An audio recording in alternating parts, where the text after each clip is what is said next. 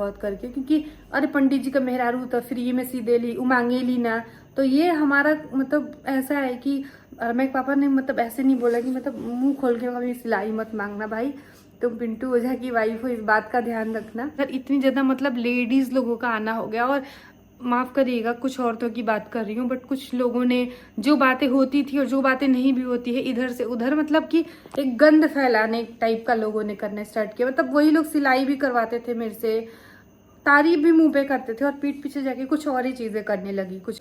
But जो राजनीति होने लगी उससे ना मतलब हमारी फैमिली पूरी डिस्टर्ब होने लगी। मतलब हम बताइए ना, फिर कुछ लोग बोलते हैं कि हाँ ऐसे काम ब्राह्मण की बहुएं नहीं करती हैं, बहुत बेइज्जती का काम है, बहुत शर्मिंदगी का काम है। अभी एक मेरी रील वायरल हुई है, मतलब शॉर्ट्स वीडियो मेरी वायरल हुई जिसमें सिलाई मशीन से रिलेटेड था, उसके कमेंट मुझे ऑफ करने पड़े थे, इतनी निगेटिविटी की लोगों ने। देखिए सिलाई मैंने सीखी थी, आ गई नहीं अच्छा।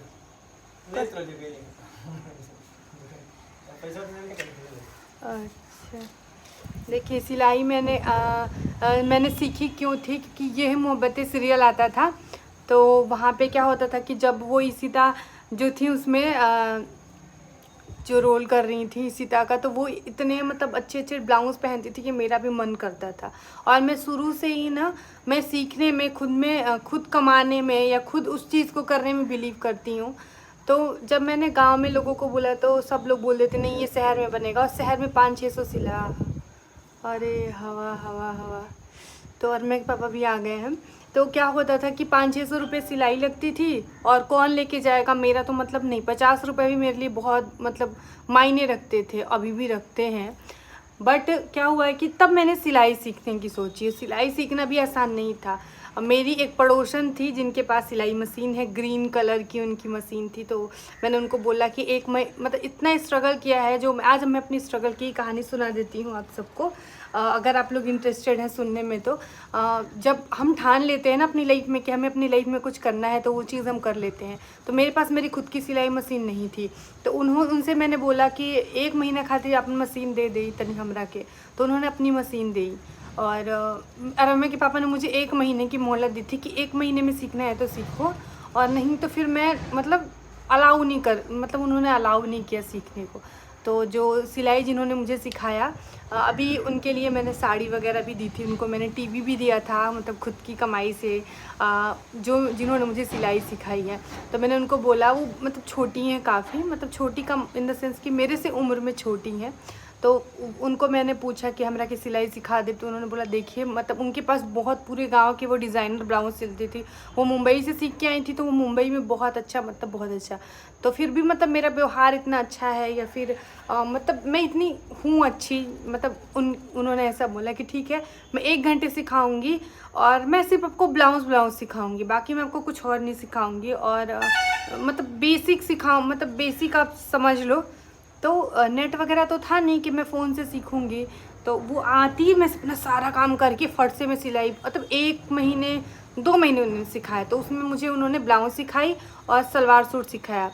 एक मैं छोटी सी और आपको बात बताती हूँ कि हर कोई जो भी आज अपने लाइफ में है, जो कुछ भी उसने सीखा हुआ है, औरतें सिलाई कढ़ाई पार्लर सिंगिंग डांसिंग, तो मैं उनको सबको यही लगता है, ये आ गई सुई, सबको यही लगता है कि अरे मतलब लोग इज्जत नहीं करते कि अरे वो सिलाई तो मतलब औरतों को आनी ही चाहिए, ऐसा कुछ नहीं है।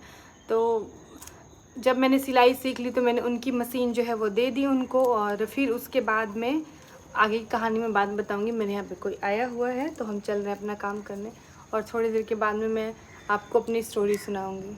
तो मैं उस टाइम पे आप सबके साथ शेयर कर रही थी अपनी बातें, बट वो होता है ना जब रिदम हट जाता है तो वो फिर मैं भूल गई। फिर मैंने पूरे दिन में आज ये देखिए कितने अच्छे लग रहे हैं ना देखने में, यहाँ से देखिए 1 मिनट, हाँ अभी आएगा। ये सब कुछ हमने फोल्ड किया है, सब कुछ, बस बेड पे मेरे को एक बेडशीट का ऐड करना है, अगर वो पॉसिबल हो पाया तो मैं वो आज मैं कर ही दूंगी। तो वो काम मेरा बस बाकी है, बाकी मैंने सब कुछ मतलब कंप्लीट कर दिया है। तो मैं बता रही थी कि क्या होता था कि रम्या के पापा का कहनाम था, लाइट तब इन्वर्टर नहीं था हमारे पास, कि मतलब खटर खटर नहीं होना चाहिए। मैं रात को सिलाई सीखती थी, जैसे वो मुझे कुछ समझा के चली गई तो मुंह में फ़ोन दबा के, जो बटन वाले होते थे ऐसे, और मशीन पे धीरे धीरे उसको आंगन में ले जाके सिलती थी ताकि वो सुबह तक आए तो वो चीज़ सीख लूँ। तो उन्होंने मुझे 2 महीने सिलाई सिखाया और सबसे वो जैसे 200-400 रुपये जो भी चार्ज लेती होगी, लेकिन उस टाइम पे मैंने अच्छा खासा चार्ज दिया था। फिर उसके बाद क्या हुआ था कि सिलाई तो सीख ली थी, बट ब्लाउज़ के कपड़े कहाँ से ले आओ, रोज़ नई साड़ियाँ तो पहनती नहीं थी। अब देखिए भगवान ने मतलब सुना, आज के डेट में अगर मैं कोलैबोरेशन 30 दिन करूँ तो मैं 30 दिन की 30 साड़ियाँ पहनती हूँ नहीं, और ऐसा दिन मैंने देखा है, एक दिन में मैंने 4 साड़ियाँ भी पहनी है।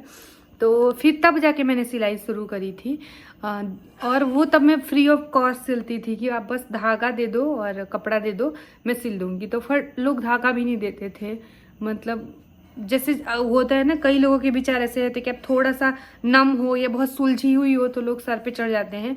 मैं कुछ लोगों की बात कर रही हूँ। तो कुछ लोग मेरे साथ ऐसे भी मिले जो पुराने फटे भी लेके चले आते थे कि ये सिल दो। तो वो चीज़ रम्या के पापा को बहुत ज़्यादा गुस्सा करते थे। रम्या के पापा मतलब गुस्सा करने लगे। फिर उन्होंने बोला कि बिल्कुल नहीं, तुम फटे पुराने कपड़े सिलना बंद करो। तुम सीखने के लिए तुमने बोला है कि मैं सीखना मतलब हाथ बिठाना होता है ना, रोटी गणित और सिलाई 3 गो ऐसा चीज़ होला जवन प्रैक्टिस छूट जी तो ना आवेला, मतलब सफाई से नहीं आता है।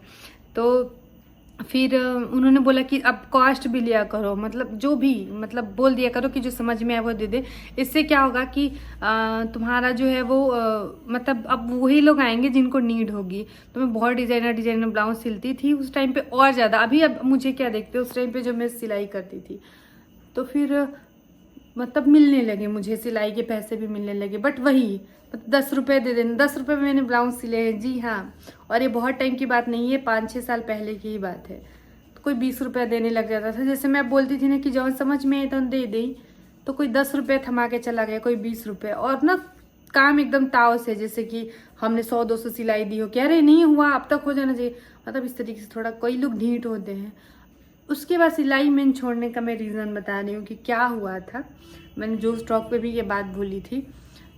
फिर इतना पसंद आने लगा लोगों को मेरे ब्लाउज सिले हुए, इतना पसंद आने लगा मेरे ब्लाउज सिले हुए कि पूरे दूर दूर से लोग आने लगे, दूसरे दूसरे गांव से आने लगे। और मैंने अपने खुद पे ध्यान देना बिल्कुल मतलब बंद कर दिया था। फिर रम्या के पापा ने सख्ती से बोला कि नहीं। फिर मैं अर्निंग करने लगी। फिर उस अर्निंग से मैंने अपनी मशीन ली, जो मशीन के बारे में मैंने बोला हुआ है वो मशीन अभी भी मेरे दिल के बहुत करीब है। वो 7,000 जो रुपीज़ होते हैं, मतलब 7,000 की मेरी मशीन थी। वो बिलीव नहीं करेंगे आप लोग, मैंने 3-3 बजे, मैं 2 घंटे सोती थी, 3 घंटे, इतना जुनून था, बस पैसे जुटाना है, पैसे कमाना है, मशीन लेनी है, मशीन लेनी है। तो एक होता है ना जिस चीज़ के लिए हमने मेहनत करी है, जैसे यूट्यूब है, इसके लिए मैंने एक दिन मैंने कितना इम्प्रूवमेंट किया है अपनी भाषा में, अपने व्यवहार में, अपने शब्दों में, मेंटली भी, मतलब हर चीज़ से कितना, मतलब मैंने जब ये पहली वीडियो देखी और अभी वीडियो देखी तो ऐसा हुआ था। तो उसको मैंने रात दिन, मतलब मैंने आज तक अगर किसी चीज़ को खरीदने की, पाने की मैंने बहुत शिद्दत से मैंने चाहा है तो वो मेरी मशीन थी। तो इसलिए मेरे वो दिल के बहुत करीब थी। तो हम गए पूरा अच्छे तरीके से जाके हमने मशीन वो खरीदी और फिर पैर वाली हो गई, क्योंकि अभी मेरे पास हाथ वाली थी, अभी मेरे पास पैर वाली मशीन हो गई। और मैं इतना सिलाई करती थी, मेरी अर्निंग बहुत अच्छी थी, बहुत अच्छी थी। बट कुछ ऐसे लोग थे जो ना मतलब राजनीति होने लगी, बस इतना समझिए, मैं कम शब्दों में कहूँगी। कोई लेके 500 रुपये की सिलाई कराया, 10 ब्लाउज 50 रुपये लोग देते थे बहुत करके, क्योंकि अरे पंडित जी का मेहरारू तो फ्री में सी दे ली, उमांगे ली ना। तो ये हमारा मतलब ऐसा है कि मेरे पापा ने मतलब ऐसे नहीं बोला कि मतलब मुंह खोल के कभी सिलाई मत मांगना भाई, तुम पिंटू ओझा की वाइफ हो, इस बात का ध्यान रखना। तो पता है लोग ना फिर मेंटली ना वो करने लगे, टॉर्चर करने लगे, आप समझ रहे हो। जैसे 50 रुपये अगर किसी ने दे दिए ना सिलाई के, तो वो लगता था कि मैं गुलाम हो गई उनकी। आके बैठ जाना, 2-2 घंटे बैठ के चाय पीना, पानी पीना, खूब इंजॉय करना, मतलब मैं कराती थी। और मेरा ना काम ना डिस्टर्ब होने लगा। और साथ साथ में हमारे पास 2 रूम है, आप देखिए, एक वो रूम एक ये रूम, हमारी फैमिली डिस्टर्ब होने लगी थी उसकी वजह से। क्या होता था कि अगर मेरे पापा वहाँ लेटे हुए हैं, वहीं पे मैं सिलाई भी कर रही हूँ, पता चला मैंने बर्तन नहीं भी धुले हों, जैसे एक टाइम होता है कि चलो बर्तन नहीं धुले फलानी ने, क्योंकि मैं सिलाई कर रही हूँ, तो आज आके उस पर टोंट कसना, मतलब इधर की बातें उधर, इतनी ज़्यादा मतलब लेडीज़ लोगों का आना हो गया। और माफ़ करिएगा, कुछ औरतों की बात कर रही हूँ, बट कुछ लोगों ने जो बातें होती थी और जो बातें नहीं भी होती है, इधर से उधर मतलब कि एक गंद फैलाने टाइप का लोगों ने करना स्टार्ट किया। मतलब वही लोग सिलाई भी करवाते थे मेरे से, तारीफ भी मुंह पे करते थे और पीठ पीछे जाके कुछ और ही चीज़ें करने लगी कुछ लेडीज़, कुछ लड़कियाँ। तो रम्या के पापा को ये चीज़ बर्दाश्त नहीं हुई और उन्होंने पहले मुझे बहुत प्यार से समझाया था कि बंद करो, अब आप सीख लिया। मैंने उसको ना अपना प्रोफेशन अब बना लिया था। स्टार्ट मैंने सीखने से किया था कि मैं खुद के लिए सीखूंगी, लेकिन होता है ना पैसे आने लगते हैं। अरे 200 400 500 हफ्ते में मतलब 2-4 हज़ार कमा लेती थी, तो वो मतलब तो खुश होती थी। मतलब एक होता है ना जब एक हाउसवाइफ जिसने बहुत कम चीज़ों में अपनी लाइफ का गुजारा किया और 2-4 हज़ार हफ्ते में आ रहे हो, तो वो एक लाइफ में ना अलग ही वो होता है। तो मैंने जिद ठान ली कि नहीं, मैं नहीं छोड़ूंगी सिलाई। मेरे तो इतने आते हैं लोग यहाँ से सिलाते हैं और इतना तारीफ भी मिलती थी। बट जो राजनीति होने लगी उससे ना मतलब हमारी फैमिली पूरी डिस्टर्ब होने लगी, मतलब हमारी पर्सनल लाइफ डिस्टर्ब होने लगी थी। तो जाके रम्या के पापा ने वो जो है वो रम्या के पापा ने मतलब एक सख्त फैसला लिया था उस टाइम पे। उन्होंने बोला कि ना मशीन रहेगी और ना मैं मतलब ये सिलाई करेंगी। सो रम्या के पापा ने वो मशीन ही बेच दी।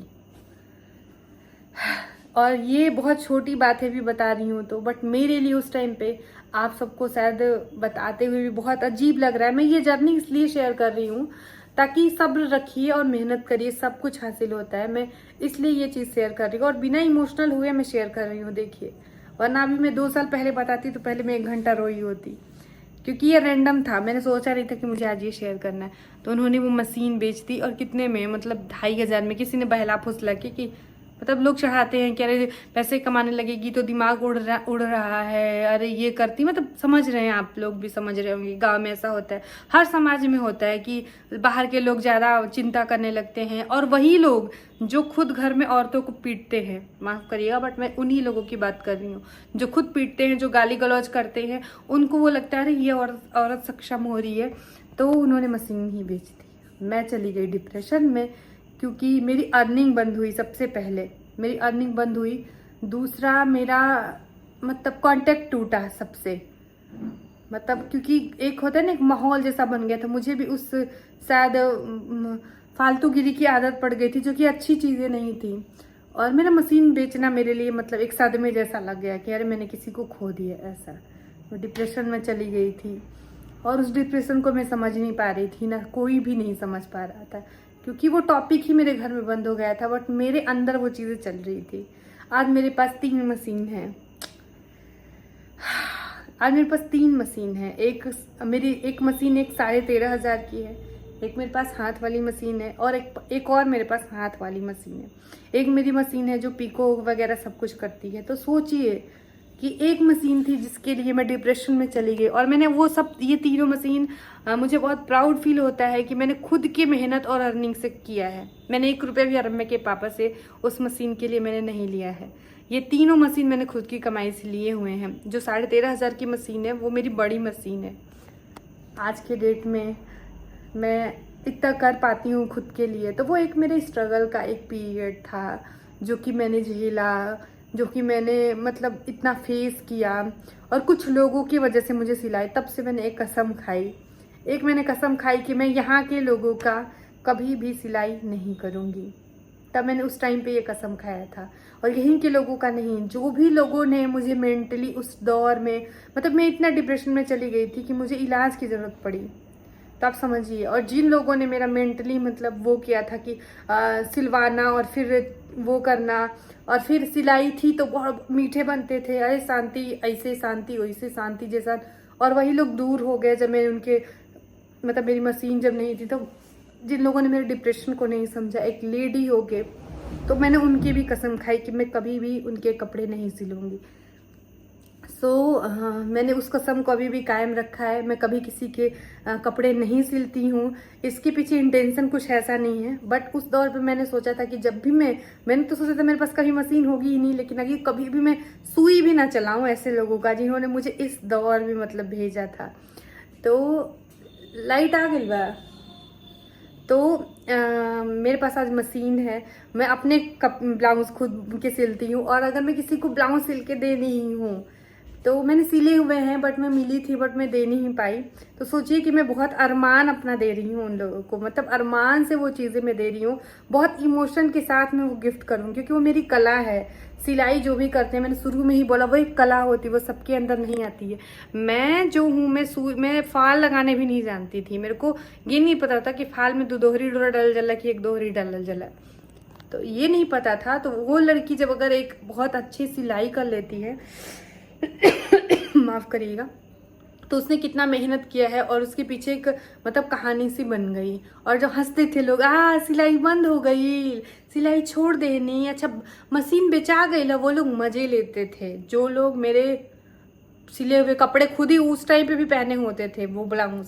और मैंने एक बात बताना, मेरे को जिन्होंने सिलाई सीखा उन्होंने तो सिर्फ ब्लाउज और सूट सलवार सिखाया था, बट मैंने फिर प्रोफेशनली उसको सीखा। जब मैं अर्निंग करने लगी तब मैंने डिज़ाइन सीखे, मैंने मतलब ये शर्ट सिलने सीखे, अच्छे अच्छे कॉलर लगाने सीखे, डिफरेंट वेराइटी की डिज़ाइनर, मतलब बहुत सारी चीज़ें मैंने सीखी और मैंने सिखाया भी है लोगों को। जी हाँ, मैं एक टीचर भी रही हूँ सिलाई की, और फ्री में लोग सीख के जाते थे, आके ऊपर से चाय पानी भी पीते थे, और वो लोग जाके पीठ पीछे इस तरह की बातें करते थे। तो अच्छा हुआ कि मैं ऐसे टॉक्सिक विषैले लोगों से आज के डेट में दूर हूँ। मेरे पास मेरी इतनी प्यारी यूट्यूब की फैमिली है, छोड़िए वो निगेटिव कमेंट करने वाले, इस वीडियो पे भी आके लोग कर देंगे, मुझे नहीं फ़र्क पड़ता।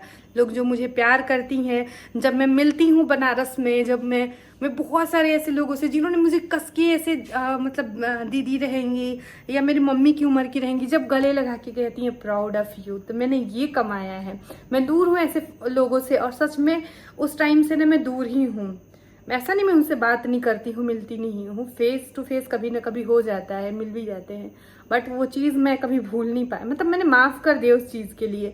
लेकिन मैं सिलाई मतलब मैं नहीं करती हूँ किसी और के कपड़ों का, लेकिन मेरा सपना है कि मैं बुटीक खोलूँ और मैं आप सबके लिए ब्लाउज सिल के एक टाइम पे मैं ऐसे गिफ्ट करूँ आप लोगों को। कई बार आप लोग मेरे यहाँ सिलवाने के लिए आइए, तो मैंने ये सब चीज़ें कमाई है, ये सब चीज़ें पाई हैं। तो देखिए, दो चीज़ें लाइफ में कभी नहीं छोड़नी चाहिए, एक तो भगवान पे भरोसा और दूसरा मेहनत करना।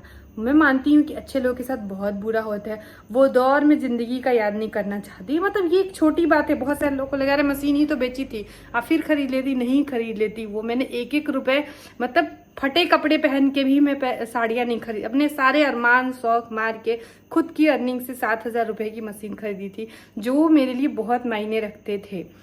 मतलब एक शिद्दत से पाओ तो पूरी कायनात आपको मिलाने की कोशिश करती है, वो शाहरुख खान वाला। तो सच में मैंने उसको शिद्दत से पाने की कोशिश करी थी।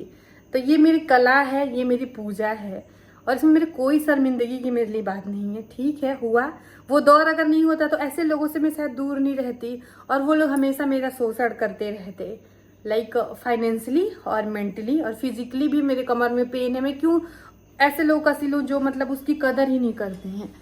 तो अच्छा हुआ, और बहुत सारे लोगों ने मेरे डिज़ाइन को सपोर्ट भी किया। जैसे कि मैं अपने बुआ की मैंने बुआ की जैसे दीदी लोग हैं, तो उनके लिए मैं सिल के जैसे दे देती थी, तो वो लोग बहुत तारीफ़ करती थी।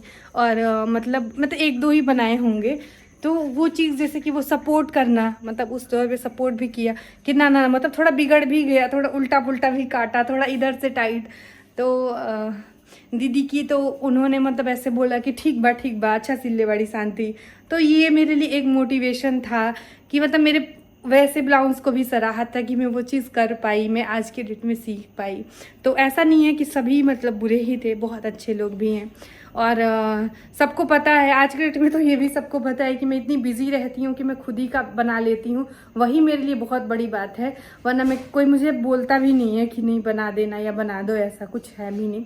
तो वही बातें हैं। तो ये सारी चीज़ें हैं, मैंने बहुत स्ट्रगल किया है। जो मुझे पर्सनली जानते होंगे और अभी मेरी वीडियो देख रहे होंगे उनको पता होगा।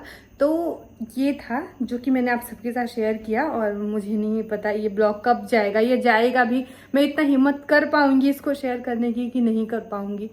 बट फिर भी मुझे लगता है कि इससे लोग बहुत सीखेंगे। ये सीखेंगे कि कला की पहले तो इज्जत करिए, दूसरा कि भगवान पे भरोसा रखिए। अगर आपके साथ बहुत बुरा हो रहा है तो अच्छे दिन के लिए मेरे को कभी ज़िंदगी में मैंने नहीं सोचा था कि मेरे को ये सब मिलेगा, कभी मैं यूट्यूब पे आ पाऊँगी, कभी मैं इतना कुछ कर पाऊँगी, मैंने कभी नहीं सोचा था। तो जब मैं अपनी ही किस्मत से मैं सबको समझती हूँ।